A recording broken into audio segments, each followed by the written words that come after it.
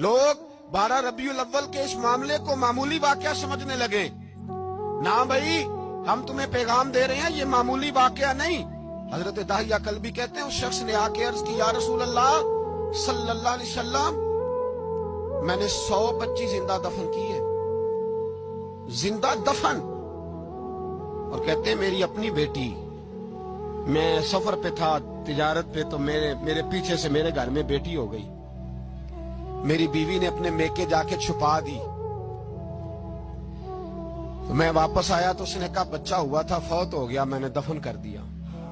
जब बच्ची 4-5 साल की हुई तो मुझे पता चला मेरी बेटी है। कहते मैं उसे लाया और मैंने उसे कहा मैं तेरा बाप हूं, तुझे तोहफा लेके दूंगा, खाना खिलाऊंगा। कहते हैं वो मेरे बालों से कभी लिपटती, कभी मेरे सीने पे हाथ रखती, कभी मेरा माथा चूमती। पर मैं उसे ले गया और ले जाकर मैंने गड़ा खोदा और उस गड़े में उस बच्ची को जब रखा, उसने बाहर आना चाहा तो मैंने उसके सर पे जरब लगाई। जब चोट लगाई तो वो दोबारा गड़े में गिरी।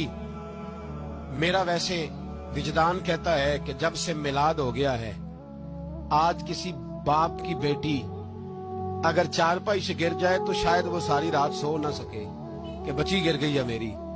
कहते मैंने चोट लगाई, सर पे खून बहा तो वो गिरी, मैंने मिट्टी डाली, वो अब्बा जी कहती रही। कहते हैं जब उसका वजूद छुप गया और उसके चेहरे पर मिट्टी पड़ने लगी तो उसने एक लफ्ज कहा, वो लफ्ज मुझे आपके पास लाया है। वो बेटी कहने लगी, है अल्लाह बता तेरा रहमतल लिल आलमीन नबी कब आएगा। या अल्लाह, बड़ी बेटियां दफन हो गईं, बड़ी माएं मंडियों में बिक गईं, गरीब बड़े लुट गए, परेशानियां बड़ी बढ़ गईं। अल्लाह बता ना तू उसे कब भेजेगा।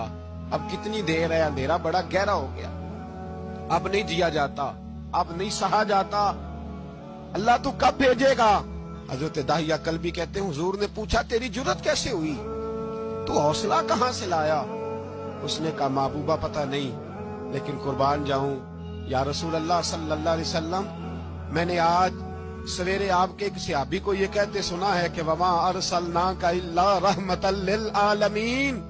तो वो ये रहमतल लिल आलमीन के लफ्ज हैं, ये तो मैंने अपनी मरती हुई बेटी से सुने थे। तो आज जब मैंने उसकी जुबान से सुने तो मैंने कहा तू उन्हें जानता है। कहा जानता हूं। कहा मुझे भी ले चल।